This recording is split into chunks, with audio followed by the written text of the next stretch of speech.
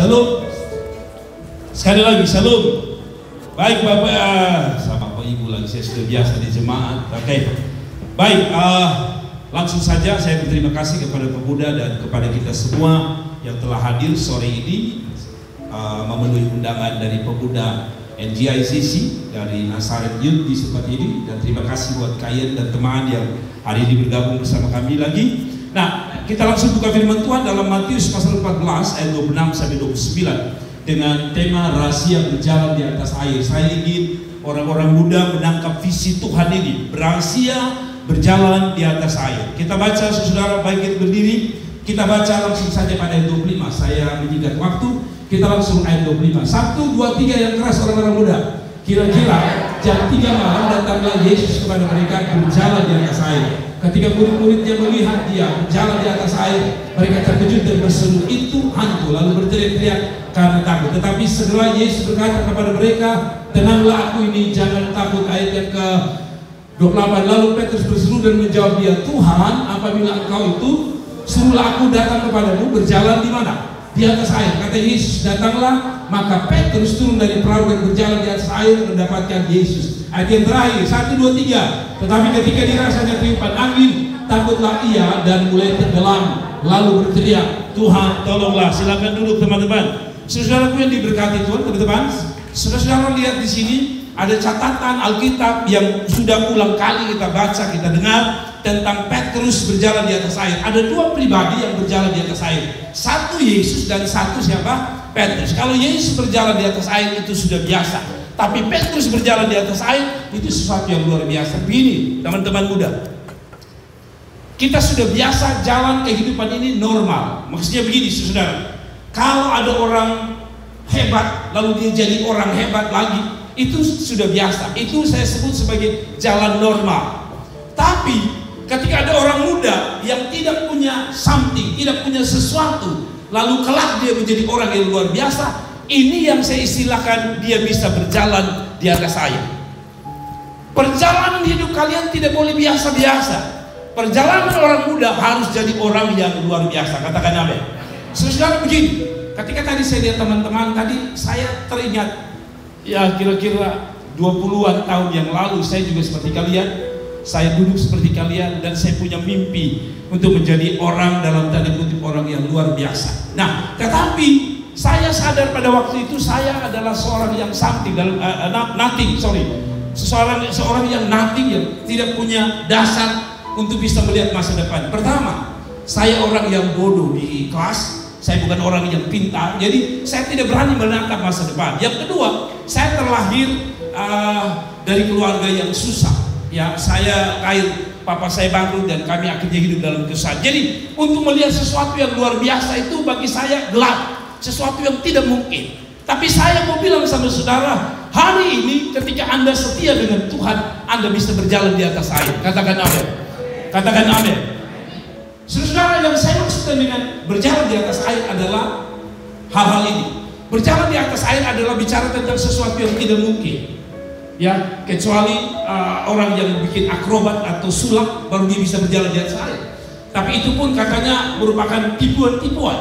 Tapi berjalan di atas air itu bicara tentang sesuatu yang mustahil. Apa yang mustahil bagi saudara? Masa depan, hidup yang luar biasa. Kadang-kadang kita anggap mustahil. Karena tadi saya bilang, kita lahir dari orang susah, kita lahir dari orang yang tidak berdaya, kita lahir dari orang-orang yang benar-benar tidak ada pengharapan. Tapi di dalam Tuhan selalu ada jalan lain. Saya mau bilang sama saudara, di dalam Tuhan selalu ada jalan lain. Pada waktu orang Israel tidak bisa keluar atau tidak bisa berjalan di padang atau bisa berjalan di padang gurun, sampai di depan ada laut terang. Jalan tidak ada, tapi selalu Tuhan buat jalan yang bagi manusia tidak mungkin. Tapi di sanalah Tuhan buka itu. Dan saya berharap saudara tangkap malam hari ini. Siapapun Anda, lahir dari keluarga apapun, lahir dari siapapun, mau orang susah, orang hebat atau orang biasa-biasa, di dalam Tuhan selalu ada jalan lain. Dan hari ini saya menyampaikan dia berjalan di atas air. Yang setuju katakan amin. Nah, sesudah saya langsung pada firman Allah.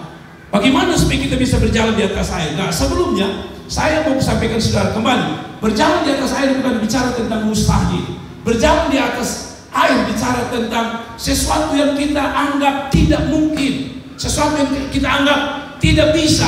Tapi saya mau bilang, bersama dengan Tuhan, Petrus akhirnya berjalan di atas air.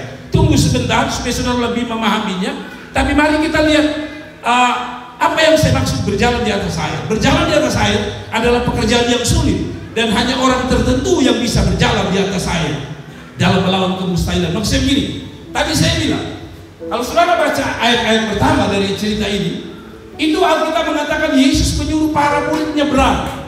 Dan saya percaya lengkap pada waktu itu Yesus belum disalib. Berarti ada Yudas masih ada di situ. Ada 12 orang murid. Tapi perhatikan, walaupun ada 12 murid, sekali lagi yang bisa berjalan di atas air hanya satu. Saudara, terjemahannya begini: ketika temanmu satu tempat kuliah, satu tempat sekolah, satu tempat gereja, satu tempat komunitas, Anda harus memilih. Orang lain tidak mau berjalan di atas air, Anda harus berjalan di atas air. Sebab kalau Anda tidak berjalan di atas air, Anda tidak bedanya dengan pemuda yang lain. Dan kalau Anda tidak jalan, Anda pakai jalan yang Anda sendiri dan tidak menggunakan jalan baru tadi, saya mau bilang saudara, segantengnya saudara, secantiknya saudara, bagi saya saudara cemen. Kenapa? Karena selalu dunia paling suka dengan orang-orang yang melakukan terobosan. Dan orang yang berani waktu itu adalah Petrus. Hari ini Tuhan beri kita kesempatan yang sama. Kita duduk di tempat yang sama, bagaikan perahu di dalam gedung gereja ini. Tapi siapa yang berani mengatakan, Tuhan, saya memilih malam ini, sejak saya dengar firman Tuhan, saya akan berjalan di atas air. Kasih tepuk tangan yang meriah untuk Tuhan.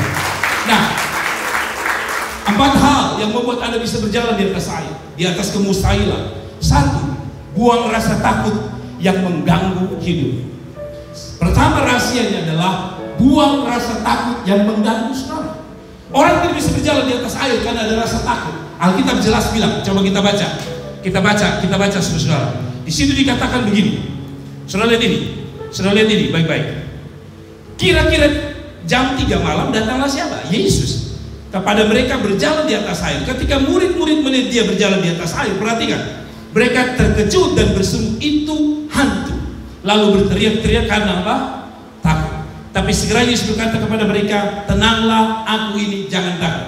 Saudara, takut itu manusiawi, takut itu normal. Tetapi takut yang tidak beralasan adalah takut yang bukan hanya tidak normal, tapi takut ini akan membuat Anda tidak bisa berjalan di atas air. Nah, saudara-saudara dengar baik-baik, ketakutan salah satu, saya tulis di situ, salah satu penghalang kita tidak bisa berjalan di atas air adalah rasa takut yang berlebihan. Dan orang yang hanya dipenuhi rasa takut tidak akan berani bertindak dan mengambil risiko. Dan cara untuk menghilangkan rasa takut adalah fokus kepada Tuhan. Saudara-saudara lihat ini, Petrus sebenarnya juga manusia biasa seperti saudara, mereka takut. Tapi untuk menghilangkan rasa takut, Anda harus mengubah fokus Anda dari gelombang tadi, dari badai itu kemana? Ke Tuhan.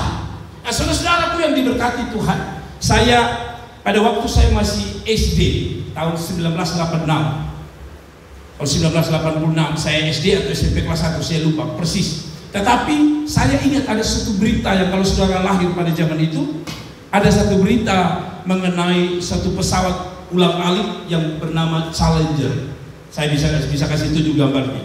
Ini adalah pesawat itu, pesawat Challenger 28 Januari. Ini peristiwa terjadi pada waktu Amerika ingin mengirim pesawat ulang-aliknya ke bulan, saudara, dan baru saja 75 menit, bukan 75 menit, 75 detik, baru 75 detik pesawat ini meledak, hancur, dan ada 7 orang yang meninggal, orang-orang hebatnya Amerika yang hancur, mati. Tapi pertanyaan saya begini, apakah dengan Challenger pesawat ini hancur, orang Amerika takut lagi ke bulan? Tidak. Orang Amerika tidak pernah takut dan trauma dengan masa lalu mereka. Kenapa? Karena itu yang saya bilang, mereka selalu melihat bahwa mereka punya kesempatan baru berjalan di atas air. Masa lalumu tidak boleh menjadi standar. Masa lalumu tidak boleh menakutkan dirimu sendiri. Masa lalu tidak boleh mengganggu kehidupan masa depanmu. Saya selalu bilang, masa lalu itu urusan bicara tentang pengalaman atau bicara tentang hikmat yang harus kita belajar. Tetapi masa depan adalah anugerah dan pemberian Tuhan. Karena itu saudara, pilihlah, hilangkan rasa takut itu. rasa trauma itu, saya menulis apa itu rasa takut. Petrus punya rasa takut apa? Air, ya, laut. Anda punya rasa takut apa? Saya menulis ini. Pertama, kita punya rasa takut dengan bermimpi. Ada begitu banyak orang takut dengan bermimpi. Bermimpi itu jadi orang luar biasa. Bermimpi menjadi orang yang takut Tuhan. Bermimpi untuk jadi orang baik. Bermimpi jadi orang luar biasa. Banyak orang tidak berani bermimpi. Kalaupun dia bermimpi, ada orang ganggu. Ah, lu terlalu bermimpi terlalu tinggi. Lalu kita menjadi orang yang menjadi orang seperti bunga yang tidak disiram, layu segera mungkin. Tapi saya mau bilang saudara, orang-orang besar yang hari ini lahir, baik pengusaha, hamba Tuhan, orang-orang sukses, adalah orang-orang yang telah berani bermimpi. Anda punya mimpi apa? Tidak usah kasih tahu saya. Saya tahu di dalam hatimu ada gelora, ada cita-cita, ada mimpi. Teruslah bermimpi. Karena saya percaya mimpi itu satu waktu, kalaupun tidak jadi 100%, minimal ada 50% terjadi dalam hidup saya. Tapi orang yang bisa meraih ke depan itu, sekali lagi, bukanlah orang yang penakut. Penakut untuk bermimpi, penakut untuk melihat ke depannya bahwa bersama Tuhan saya bisa jadi orang yang luar biasa. Ada. Yang kedua, takut tentang apa? Takut untuk mencoba. Berapa banyak orang gagal karena tidak berani mencoba. Pemilik KFC, California Fried Chicken, seorang mantan pensiun tentara, berulang-ulang dia menjual produknya, yaitu ayam goreng. Keribuan kali dia gagal, tapi dia tidak pernah berhenti untuk mencoba lagi. Saya tidak tahu apa yang sedang mencoba di dalam hidup saudara. Mencoba jadi seorang hamba Tuhan yang lebih luar biasa, mencoba untuk menjadi orang yang lebih baik dari kemarin, mencoba untuk menjadi orang yang lebih takut akan Tuhan. Jangan pernah berhenti mencoba. Karena hanya mereka yang berani yang dapat mencoba. Saya paling takut dengan ketinggian. Tapi ketika saya mandi di atas kuman, saya lihat ada orang-orang yang melompat. Dan kesempatan saya mengambil video untuk mereka yang melompat. Saya hanya bisa menyaksikan, membuat sebuah video untuk mereka yang berani melompat. Tapi orang tidak melihat saya. Yang orang lihat adalah mereka yang ada di video itu. Yang mereka kagum bukan saya yang pembuat video. Yang mereka kagum adalah dia yang mampu melompat dengan beraninya. Demikian dengan hidup saudara. Jangan jadi penonton untuk masa depan, tapi jadilah pelaku, pembuat sejarah, bahwa satu waktu orang berkata, dia sungguh luar biasa. Ada apa? Yang ketiga, saya percaya bahwa manusia tidak sempurna, tapi kita takut dengan hal yang berikut. Takut untuk buat kesalahan. Kita selalu takut dengan hal ini. Kita selalu takut dengan buat kesalahan. Memang ketika kita salah orang kritik, ketika kita salah orang marah kepada kita. Tapi sekali lagi saya percaya produk-produk hari ini yang kita punya, televisi, iPad, handphone, saya percaya tidak langsung jadi. Pesawat, kalau saya sudah lihat orang buat pesawat pertama kali, dia lompat, dia terbang hanya dari sini ke situ, hancur, dan itu merugikan mereka. Tapi mereka tidak pernah berhenti hanya karena gagal. Gagal tidak boleh membuat Anda minder. Gagal hanya batu loncatan untuk Anda harus jadi lebih baik di kemudian hari. Jangan pernah takut mencoba. Teruslah mencoba. Saya percaya pada waktu Petrus menaruh kaki pertama, dia telah mencoba air itu, dan dia sadar kalau dia manusia biasa, dia injak dan dia tenggelam. Tapi bagi saya Petrus luar biasa. Dia injak. Pada waktu temanmu tidak berani mencoba apa yang sedang kau coba, jadilah orang pertama di hadapan mereka dan berkata, aku terdepan, aku akan melakukannya, dan saya akan menjadi inspirasi bagi kalian semua. Amin. Rasa takut akan masa lalu. Paham? Saya bicara apa adanya kepada teman-teman pemudi-pemudi. Ada satu bahasa dunia mengatakan, kalau laki-laki jatuh, dunia tertawa. Tapi kalau wanita jatuh, dunia menangis. Seorang wanita, maaf, kalau dia sudah jatuh dan tidak gadis lagi, kadang-kadang dia jadi orang yang minder. Tapi saya mau bilang sama saudara, catatan Alkitab jelas, para pelacur dicatat, dan keturunan daripada Yesus, kalau saudara tahu, salah satunya lahir dari seorang pelacur. Mereka pelacur, tapi mereka tidak tinggal di dalam sebagai seorang pelacur. Mereka punya kerinduan untuk jadi lebih baik. Saya tidak peduli masa depan Anda hari ini, karena saya punya masa lalu juga yang rusak luar biasa. Tapi kalau sampai titik hari ini, sekali lagi Tuhan yang sama akan berperkara dalam hidup saudara. Jangan pernah meratap masa lalumu, jangan pernah merasa kehilangan masa lalumu. Di dalam Tuhan selalu ada kesempatan untuk kita ambil masa depan yang baru. Rasa takut karena keadaan. Tadi saya bilang, lahir dari keluarga susah, lahir dari orang-orang yang tak berdaya. Kalau kita pikir, nenek moyang saya luar biasa susah, saya pasti luar biasa susah. No, Tuhan telah mengubah banyak orang di dalam Alkitab. Tuhan yang sama akan merubah masa depan. Saudara, saya sering bilang kita masing-masing punya rasa takut. Saya tidak tahu rasa takut apa Anda di dalam hati Anda, tapi rasa takut itu mari kita letakkan di bawah kaki Tuhan. Dan saya meyakini sekali lagi Tuhan sungguh luar biasa. Dan sekali lagi cara menghilangkan rasa takut adalah, kalau saudara lihat, Petrus berkata, apakah engkau tunggu Tuhan? Lalu Tuhan berkata, come, datanglah. Selalu ketika fokusmu pada Tuhan, saya percaya rasa takut itu akan reda. Karena Tuhan tidak pernah takut dengan apapun. Kalau Tuhan tidak pernah takut dengan apapun, sekali lagi, mengapa Anda harus takut dengan kehidupan saudara? Yang kedua, saya cepat saja.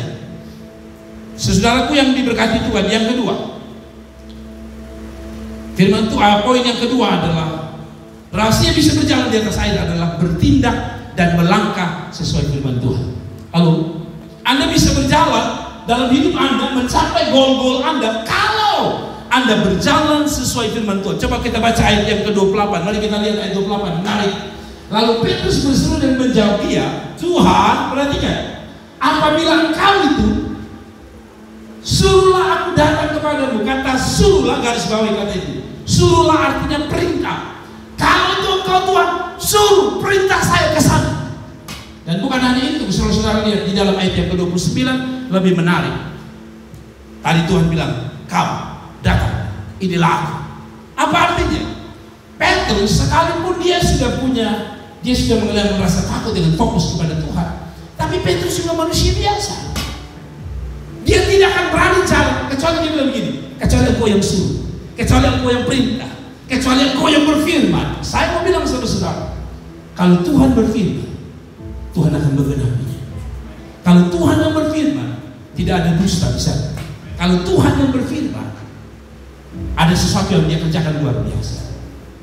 Tapi kita ini kan suka percaya firman-firman yang lain. Orang muda punya firman itu, maksud saya begini. Kadang-kadang kita punya orang itu berfirman, kita sudah dengar luar biasa. Sekali nyong bilang gini, sebenarnya di antara wanita nih, lu paling manis. Beta belum pernah ketemu lu paling manis. Dia dengar di punya orang firman, terus bilang, ulang kak. Gila tuh. Tapi kalau firman Tuhan khotbah dia tidak suruh ulang. Tapi kalau dia punya orang yang mau ngomong dia ulang kali kurang dengar. Ada di sudahnya dia lengkap ulang lagi. Beta kayak penasaran itu kata-kata. Penasaran ngomong kosong banget. Tapi kita suka dengan firman. Suka tunggu ini laki-laki ada di nona lain, kita bilang ada yang sama tuh. Soalnya dia bukan seperti saudara percaya beta tulus hanya lu, only one. Kita percaya, tapi firman kita tidak percaya. Ada amin. Firman kita tidak percaya. Sekalipun tanya dia, lu sampai mana? OTW. Ada dia baru mandi, OTW. Tapi kita percaya. Kenapa firman Tuhan kita tidak percaya? Ada amin. Tuhan bilang apa firman-Nya? Aku tahu rancangan apa yang ada pada mengenai kamu, yaitu rancangan yang gemilang yang penuh masa depan. Kalau kita percaya firman itu, kita akan turun di sana, dan saya percaya firman-Nya akan digenapi. Amin. Amin. Amin. Saya tahu laki-laki bodoh, tukang penipu lagi. Laki-laki itu ada 3 ciri yang Anda harus tolak di dalam nama Yesus. Katanya harus punya 3 O. 1, omong kosong. Yang kedua, dompet kosong. Dan yang terakhir yang paling parah, otak kosong. Kadang-kadang kita mudah ditipu oleh perkataan-perkataan mereka. satu orang ketemu saya dan bilang, Pak Pendeta, saya kecewa. Sudah 5 laki-laki mengecewakan saya. Ternyata laki-laki sama saja. Janganlah. Saya pikir Anda di sini, Anda akan marah berkata, beda-beda. Ada amin. Bilang sama dia, bila perlu mati otot sendiri, lu lihat baik-baik beda-beda. Tapi sekali lagi, saudara dengar baik-baik, Tuhan luar biasa. Kalau Tuhan yang suruh, jangan bikin firman sendiri. Maksudnya begini, ada banyak kita gagal karena kita bikin firman sendiri. Tuhan sudah bilang toh, carilah nyom itu yang takut Tuhan. Tapi kita cari yang tidak takut Tuhan. Tuhan sudah bilang firman-Nya, cari yang takut. Cari yang takut. Kalau dia masih omong kosong kayak tadi, otak kosong itu takut Tuhan tidak? Tidak. Kalau Tuhan sudah bilang seima, jangan paksa. Bilang Bapak Pendeta, nanti bawa dia. Yesus saja tidak bisa bawa itu siapa? Yudas Iskariot. Lu siapa? Lu pembaik yang tukang suangi kan bisa bawa orang. Tapi dengar baik-baik. Jangan bikin firman sendiri. Ikut firman. Dan saya percaya Anda bisa berjalan di atas air. Kasih tepuk tangan yang meriah untuk Tuhan. Yang ketiga, berani ambil resiko. Biasanya kebanyakan yang bisa lakukan ini adalah laki-laki. Tapi saya juga menemukan banyak pembuat sejarah juga wanita. Mari kita lihat. Yang ketiga, untuk bisa berjalan di atas air, butuh mereka yang berani ambil resiko. Ayat yang ke-28 sekali lagi. Maka ayat 28, lalu Petrus berseru dan menjawab dia, Tuhan, apabila Engkau itu suruh aku datang kepadamu berjalan di atas air. Yang menarik ayat 29. Lalu kata Yesus, datanglah, come. Maka Petrus, perhatikan, maka Petrus turun dari perahu, berjalan di atas air mendapatkan Yesus. Di mana Yohanes? Di mana Markus? Di mana Lukas? Di mana Filipus? Di mana Bartolomeus? Tidak ada. Yohanes pun tidak bisa. Tapi hari itu ketika dia dengar Yesus berkata, come, datang. Saudara tahu Petrus ambil resiko. Dia sadar bahwa ketika dia taruh kaki dia bisa tenggelam. Tapi sekali lagi Petrus tidak pernah peduli. Jadi dia adalah langkah pertama berisiko. Tapi bayangkan kalau dia bisa berjalan di atas air, tepuk tangan dari 11 murid yang lain akan berkata, Petrus luar biasa. Orang-orang yang berani ambil risiko adalah orang-orang yang akan berdiri di garda depan. Sekali lagi, orang-orang yang berani ambil risiko adalah orang-orang yang akan berdiri di garda depan. Coba lihat pembalap Valentino Rossi, Marquez. Apakah mereka naik motor langsung kencang begini? Pas bayi lahir langsung umur 2 tahun langsung di MotoGP? Tidak. Mereka sadar bahwa MotoGP itu bisa membunuh mereka. MotoGP bisa membuat mereka lumpuh selama-lamanya. Mereka sadar bahwa MotoGP bisa menghilangkan nyawa mereka. Mereka sadar itu. Tapi mereka sadar juga bahwa kalau gagal seperti itu, tapi kalau mereka sukses hari ini, orang tidak bilang nonton MotoGP. Orang selalu menggunakan apa? Nonton Rossi. Tapi kenapa Rossi jadi terkenal? Kenapa Marquez jadi terkenal? Saya sengaja sebut dua nama karena saya takut kita berkelahi di sini. Tapi maksud saya adalah mereka jadi luar biasa karena mereka sudah ambil resiko. Beda dengan motor. Ayo belajar motor. Nyong. Kalau lu tidak tahu motor, lu istri orang bawa-bawa. Minimal saya punya pendeta bilang tahu bawa motor. Kenapa? Tapi pada waktu naik motor pertama kali itu kan gugup kan? Bunyi motor berombong keras luar biasa. Pada waktu orang bilang kasih gigi satu. Saudara tahu? Itu motor punya apa? Getaran itu luar biasa. Tapi satu yang getarannya lebih kuat sebenarnya, jantung Anda. Ini angka kopling pelan-pelan, angka gas pelan-pelan. Kalau bukan mati, Anda lari naik orang punya kios. Tapi setelah Anda lincah, berapa banyak nona-nona di belakang Anda? Dia tidak tahu waktu belajar Tuhan dan mati. Tapi hari ini nona banyak di belakang gara-gara sudah ambil risiko. Ada aneh. Kalau tidak nanti orang naik motor mau bilang gini. Biasa itu film-film anak muda itu apa lah? Yang naik bogi, naik motor gede, ada wanita di belakang itu film apa itu? Hah? Anak jalanan, sama-sama. Boy anak jalanan. Tapi bayangkan kalau Boy takut naik sepeda motor waktu itu. Hari itu tidak ada cerita yang namanya Reva dan Boy. Ya? Maka saudara mulai ikut-ikut, biar muka sudah sama, yang penting jaket sama. Tapi bang saya adalah minimal mereka telah menjadi inspirasi, dan harusnya hari ini kita jadi inspirasi bagi banyak orang. Katakan amin. Katakan amin. Katakan amin. Satu waktu saya baru tahu istri saya punya doa. Tuhan, kalau saya punya suami, minimal dia tahu bawa motor dan bawa motor. Jadi ketika saya di atas, saya bilang sama dia, lu lihat, ternyata tahu bawa motor saja itu nona sudah bermimpi dapat lu baru naik motor. Apalagi kalau naik BMW, wanita mata ini. Tapi sekali lagi mereka yang luar biasa adalah mereka ambil resiko. Ada cerita mungkin sudah pernah dengar cerita ini. Saudara pernah tahu air terjun Niagara? Tahu saudara? Yang tidak tahu saya kasih tahu. Dari sini Sikumana, bau turun di bawah itu ada Niagara di situ. Ini air terjun yang luar biasa, air terjun Niagara. Ini air terjun, kalau sudah lihat manusia di antara ini air terjun, ini manusia jadi kecil luar biasa. Airnya luar biasa. Ini bukan kayak ONS. Kalau ONS lu silang 2 jam lu bisa keluar. Ini 2 detik lu sudah keluar selama-lamanya. Lu sampai di rahmatullah, rumah Bapa di surga. Tapi ada seorang yang berani, ternyata ada seorang yang berani, saudara. Siapa dia? Saya mencatat ada seorang pemain akrobat bernama Charles Blondin. Charles Blondin ini satu waktu dia pikir sudah bosan bikin sesuatu yang bikin akrobat yang di gedung, pokoknya tempat-tempat berisiko. Tapi satu waktu dia berpikir gini, kenapa saya tidak ambil ini air terjun Niagara? Lalu Charles Blondin ini minta orang pasang kabel 1 urat di atas. Lalu ketika itu dia umumkan ke semua orang datang menonton. Kasih itu juga apa? Supaya tak ada yang menonton. Waktu dia menonton, dia berdiri di atas tali dan dia bilang begini. Siapa, kalau bahasa saya begini, siapa yang berani ambil risiko jalan dengan saya? Tapi pertama dia tanya, siapa yang percaya saya bisa berjalan di atas ini? Anda bayangkan, anggap saya Blondin. Siapa yang mau jalan dengan saya? Angkat tangan.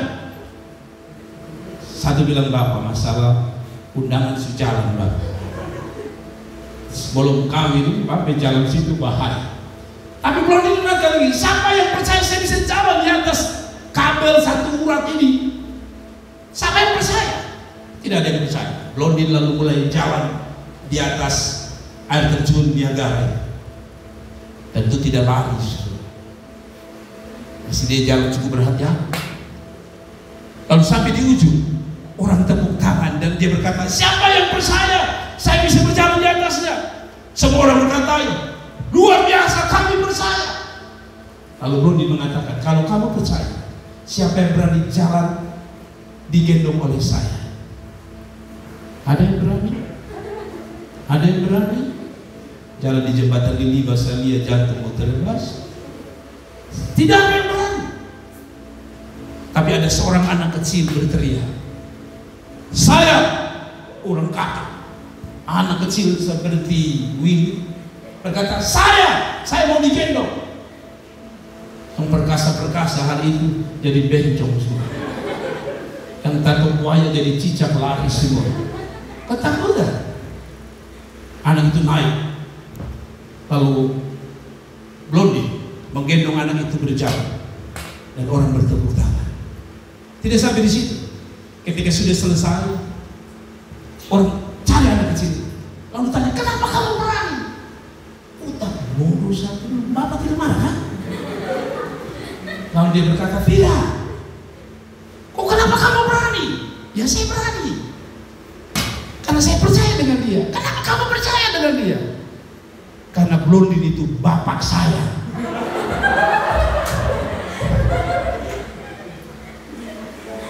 Kenapa dia berani? Karena itu bapaknya dia. Betul, itu bapaknya dia, Blondin. Saudara-saudara, orang yang berani ambil risiko adalah orang yang tahu bapaknya. Bapak saudara siapa? Bapak pemilik surga yang merancang hal-hal dahsyat Harusnya ketika dia berkata, "Kau percaya aku bisa rancang sesuatu yang dahsyat?" Katakan, "Yes, amin." Kasih dia tepuk tangan yang luar biasa. Hanya mereka yang mengenal Bapaknya dengan persis yang berani ambil risiko. Dan yang terakhir, di depan kita ada Salome yang berkelimpahan. Sebelum kita ke sana, saya minta yang terakhir. Bagaimana supaya Anda bisa berjalan di atas air? Yang terakhir, sederhana. Minta pertolongan Tuhan agar engkau sanggup berjalan di atas air. Saudara, ayat yang terakhir 30, 31, 32. Coba kita baca, kita balik dulu lah supaya saudara jangan kelihatan capek. 30 kita baca sama-sama. 1, 2, 3. Tetapi ketika dirasanya tiupan angin, takutlah ia dan mulai tenggelam, lalu berteriak apa? Tuhan, tolong saya. Tuhan, tolong aku. Oke, ayat yang 1. Segera Yesus mengulurkan tangan yang memegang dia dan berkata, "Hai orang yang kurang percaya, mengapa kau bimbang?" Lalu mereka naik ke perahu dan angin pun reda. Saudara lihat ini. Kunci terakhir Anda bisa berjalan di atas air bukan karena Anda hebat, bukan karena Anda mampu, tapi karena ada pertolongan Tuhan. Sederhana itu bisa dapat pertolongan Tuhan. Berserulah kepadanya. Saya tidak tahu apa mimpimu, saya tidak tahu harapanmu, saya tidak tahu cita-citamu. Yang saya tahu malam hari ini, saya punya Yesus yang telah membuat Petrus berjalan di atas air. Dan hari ini dia mau bikin Petrus baru, yaitu Anda dan saya. Dan saya percaya satu kali kelak saya akan dengar cerita tentang Anda. Entah kalau saya pun mati, anak-anak saya akan ketemu Anda dan Anda akan berkata, "Saya orang yang pernah hadir dalam kebaktian. Mulai malam itu saya mulai berani melangkah dengan pasti bersama dengan Tuhan." Kasih tepuk tangan yang meriah. Tuhan Yesus memberkati kita.